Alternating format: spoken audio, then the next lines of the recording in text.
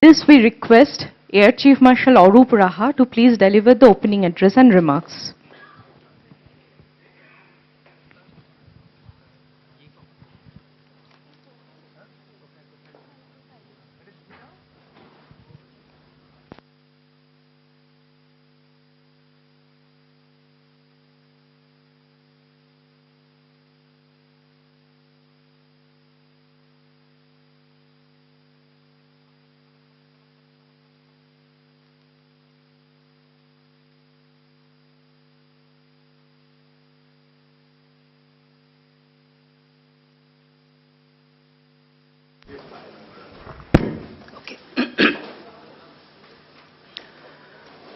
Good morning, ladies and gentlemen. I consider it a great privilege and honor to be here this morning among such a fine gathering of industry captains, representatives of business houses, eminent economists, leading security analysts and strategists, government functionaries and officials from the center and state, dignitaries and diplomats from various neighboring nations, as also from Japan and distant US, distinguished professionals from various fields of specialization, distinguished academia, and of course, media professionals.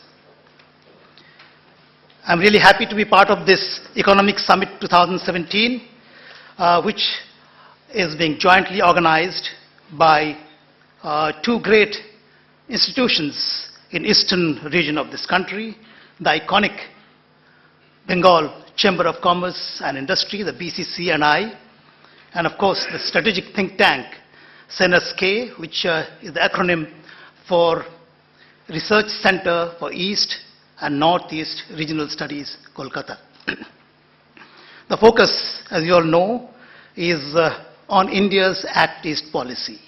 Here, we are trying to see how eastern region, that is eastern and northeastern region of the country, would be the driving force or the gateway or the launch pad to connect us with Southeast Asia and East Asia.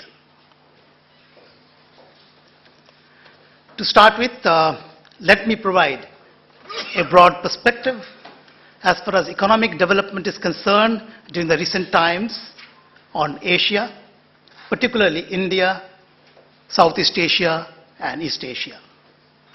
Later on, I'll widen this focus to concentrate on our eastern region as to how it can be the launch pad for economic integration of entire India with our eastern neighbors. The strategic center of gravity of the world has shifted to Asia, which of course includes Asia Pacific, and that includes countries like China, Japan, Korea, Philippines, Indonesia, Malaysia, Vietnam, Cambodia, Thailand, Singapore, and many other countries in the region. This shift of the strategic center of gravity is not only in terms of military power equations, or balancing or rebalancing of military power, but is also a shift in the economic power of the world. The major hub of economic activities of the world has shifted to Asia for sure. We all know that the 21st century is the Asian century, and nations and peoples of Asia would play the most dominant role in managing and giving direction to world affairs. The rise of China has been phenomenal, with double-digit GDP growth, which has been sustained over 2 decades or so. It has resulted in unprecedented economic development of China. It is flushed with funds and foreign exchange reserves, an excellent, favorable balance of trade. It has used these funds and resources for creation of superlative infrastructure, not only within China itself, but is now using these funds as incentives, doles, as carrots, to develop infrastructure in many Asian and African nations, as well as other nations in various other continents. So it has actually increased its strategic footprint, and it has become more assertive in world affairs. Now it is concentrating on its military power development by setting up indigenous capability in terms of military industrial complexes being set up there. And that I call as the stick. So it's got enough carrots and is now developing the stick so that the combined economic and military strength will buttress its claims to superpower status very soon. South Korea, which was devastated during the 1950s conflict in Korea Peninsula, it has now recovered and has developed very rapidly, and you can say that it is one of the most important industrial giants or economic power in the world. Japan, which during the Second World War was flattened to the ground, and it is the only country which is subject to nuclear attacks. 2 of its cities were razed to the ground. But like the mythological phoenix, Japan has risen from the ashes. Today, it is one of the most powerful nations in terms of its economy. And now it is trying to build up its military power because it has to mitigate the threats that exist in the environment there so that its sovereignty is not compromised. The tiger economies of Southeast Asia has proved their credentials in terms of economic development. India has been a sleeping giant. It has just woken up in the recent times and is moving forward in a self-assured manner with measured steps like an elephant to realize its huge potential. We have a lot of credentials in terms of being the largest democratic nation, second largest population, that is human resources. We have a free and multicultural society. We have huge natural resources, and our economy is developing rapidly at a good pace. So with all these credentials, I'm sure India will soon be a power to reckon with, not only as a regional power, but on the world affairs as well. So these factors have tilted the strategic center of gravity towards Asia. And the decline of Europe as a military power and an economic power has actually accentuated this shift to Asia. Let me also highlight another issue. It is the connection between economic development and conflicts, war-waging effort, or confrontation that may exist in the environment. Let us take the example of the US, Europe, Japan, and South Korea. The First and the Second World Wars were mostly fought in Europe and in Asia-Pacific regions. I'm just leaving aside the North African campaigns during these 2 conflicts. Industrialization peaked between the World War II and World War I, this duration. It sustained the peak for the Cold War periods, which was a long period, because of the confrontation between the NATO and the Warsaw Pact countries. The world was fearful of a nuclear conflict then. Technologies were developed very rapidly because that was the need of the hour. A lot of concerted efforts went into research and development to develop technologies. Economies of these countries flourished exponentially. And only thing is that most of this effort was towards development of military power and war-waging capability. But these countries became economic giants and economic powerhouses very soon. I think the reason is, to my mind, we all know that military technologies are all mostly dual-use technologies.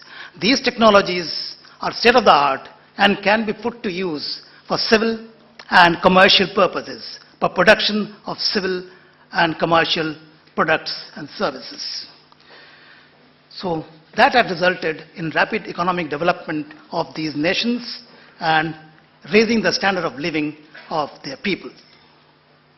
The advanced technologies which go into the manufacture of a warship is being used to build merchant ships, large seagoing vessels, and oil tankers.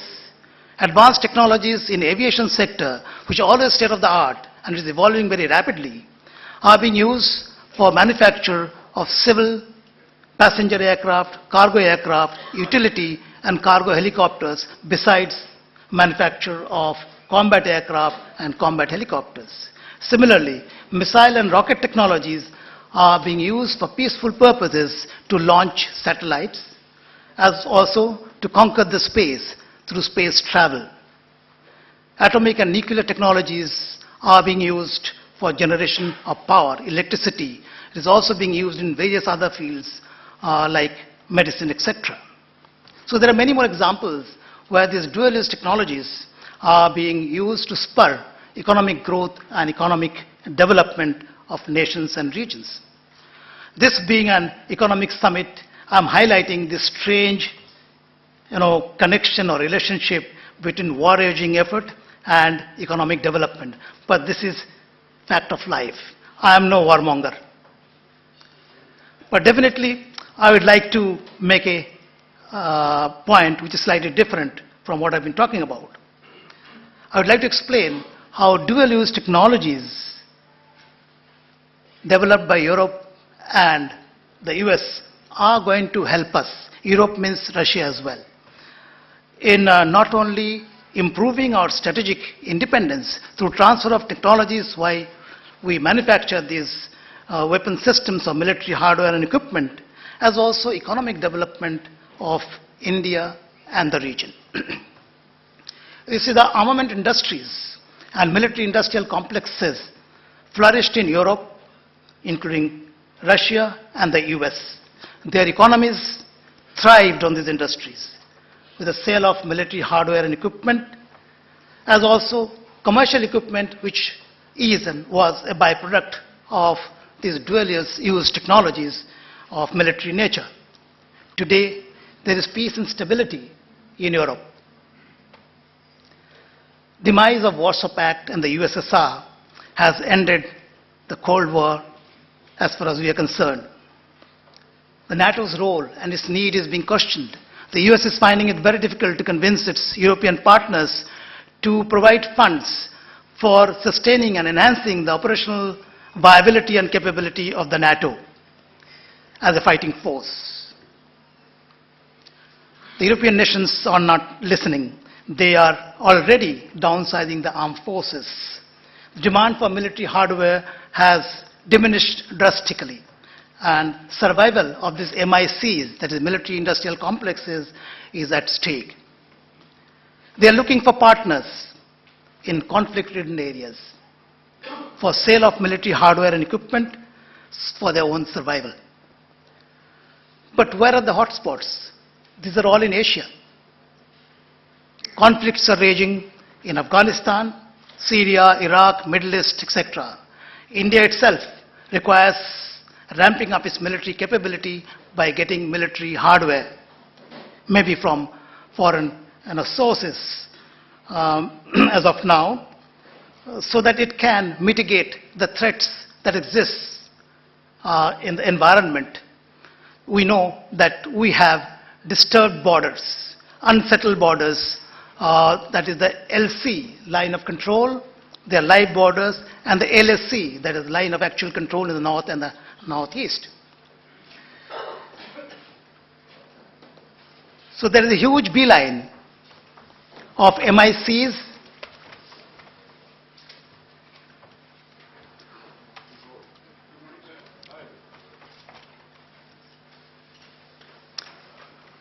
who are trying to set up shop in India. They want to make India as a hub for manufacturing of military equipment and hardware, as also through, of course, transfer of technologies, and also provide MRO, that is maintenance, repair and overall facilities for the equipment that one buys. I think it's a great opportunity for India to get strategic independence through transfer of technology, economic development, which will follow with induction of these military technologies, the Make in India policy, joint venture with private sector, and strategic partnership are the policies which are already on the table to be implemented. So I think it will help in development of an ecosystem for commercial manufacturing of ships and vessels, that is shipbuilding, and commercial aviation sector products. And private sector will play a very important role in this effort. India's neighbors are looking forward to India for not only supplying military hardware and equipment, but also for MRO, that is maintenance, repair, and overall facilities to be provided to them. And if you do a survey, you will find most countries in Asia are actually looking forward to India to buy equipment, military hardware. Normally our requirement is very large. We buy them from various sources. We operationalize them. We make them, we certify their worthiness. So the countries in this region look at India's satisfaction level with the equipment that you have bought in large quantities. Thereafter, they go and purchase similar equipment. The inventories of countries in this region and Indian armed forces are very, very similar. They look forward to actually the MRO facilities being provided to them for these common equipment. Since their needs are very little compared to India, they do not find it very financially viable to set up repair and overall facilities within their own country. So if we need to build these complexes and facilities and infrastructure for production of all these military hardware and technologies, then I think I should recommend that most of this infrastructure should be created in eastern region of India, because their geographical proximity to South Asia, Southeast Asia, and East Asia. Another important aspect I will touch upon is demography. This entire region that you're talking about, India, Southeast Asia, and East Asia, combinedly, the population is more than 30% of the world population. So that's a huge number of people. Some of these countries in the region have developed economies, but many are in the category of developing nations. So a huge impetus is required for human resources development in terms of providing the basics, that is food, shelter, healthcare, education, skill sets, and jobs, to harvest the benefits of a large human resource. The huge latent demands and needs of these people have to be fulfilled. And I think we require a catalyst which would usher in rapid economic growth of the region. And that catalyst, to my mind, is creation of infrastructure for better connectivity of the region. This will happen sooner than later. India, especially the eastern region, is ideally poised for economic and developmental integration of entire India with our neighbors in the east. Another important, profound, and unique factor is our cultural ties with Southeast Asian neighbors for several centuries. The soft power of India in the form of music, art, literature, ethnicity, culture, religion, yoga, films, etc. have actually played a very important role in increasing the bonding with the peoples of South, East, and Southeast Asia. And this bonding will increase if the economic bonding takes place. Actually, it feeds each other. There are several steps needed, to my mind, for integration of the eastern region of India with Southeast Asia and East Asia. And these are expand economic cooperation, trade and commerce, as enshrined in the India's Act East policy. Enhance connectivity by creating infrastructure like roads, rail, and airports. Our northeastern states and parts of Myanmar lack such infrastructure because of the inhospitable terrain conditions. And in fact, the IAF has upgraded 7 airstrips in Arunachal where now fixed-wing and rotary-wing aircraft can operate freely. This has improved connectivity with the rest of the nation. It has increased tourism and spurt of economic activities and connecting Arunachal with the rest of the country for integration. Similarly, Border Roads Organization of the Army is constructing roads in all these inhospitable areas. Similar effort is required, to my mind, for construction of rail for better connectivity. We also need to enhance capacities of seaports in Bengal, Odisha, Bangladesh, Myanmar, and other areas for shipment of goods by sea. We need to improve inland waterways to connect eastern region of India with Bangladesh.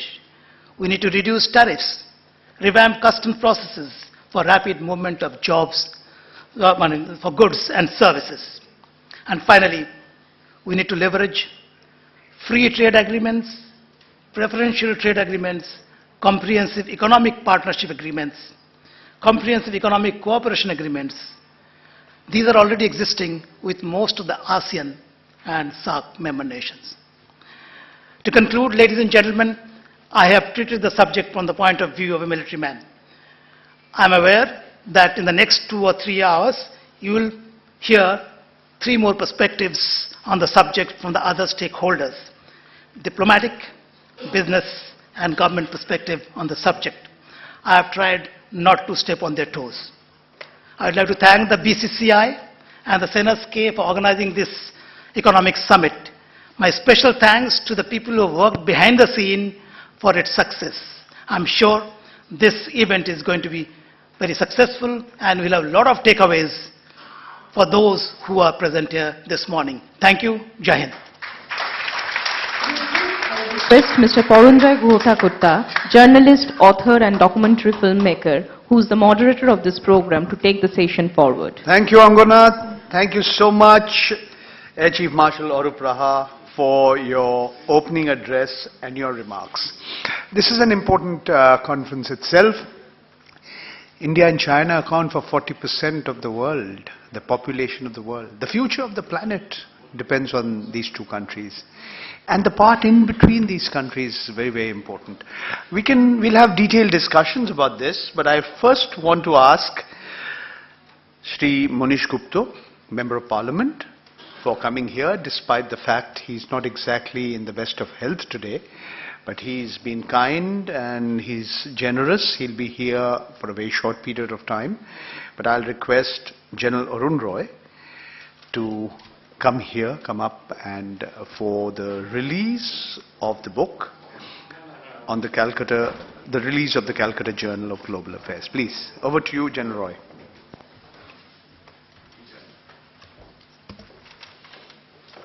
Good morning, ladies and gentlemen. A very hearty welcome, sir, to Honorable Shri Manish Gupta, Honorable Member of Parliament.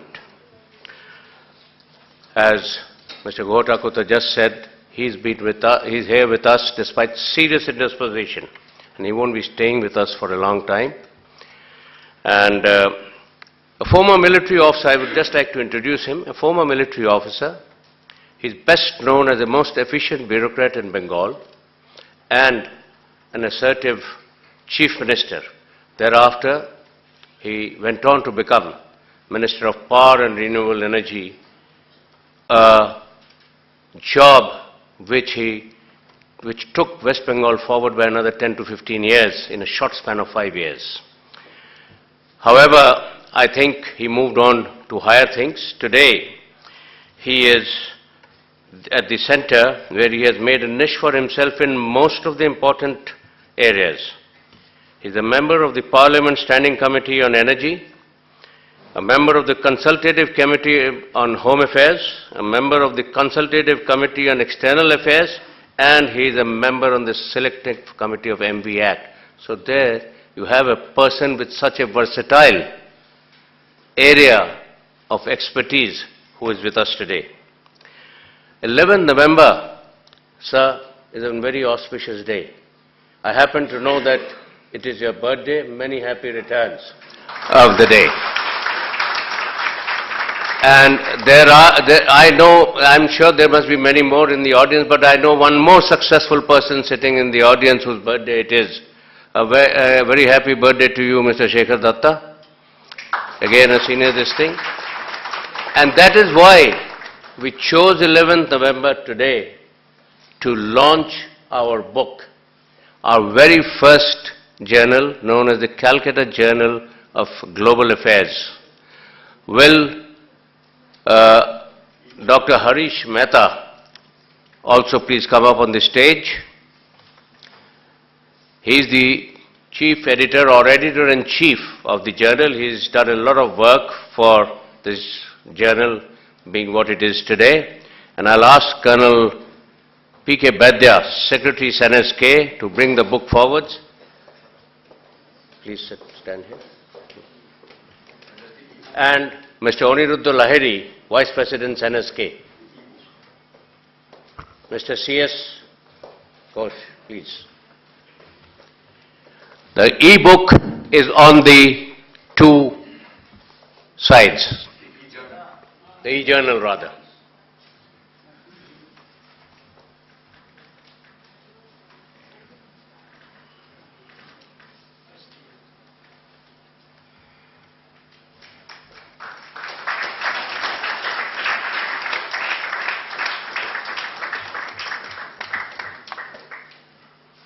Thank you, Julie.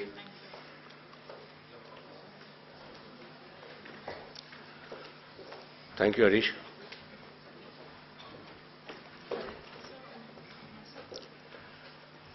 Since the Honorable MP cannot be with us for a very long time, I must also, it slipped my mind, I must also welcome Mr. Dev Barua amongst us, former Director of IHCC,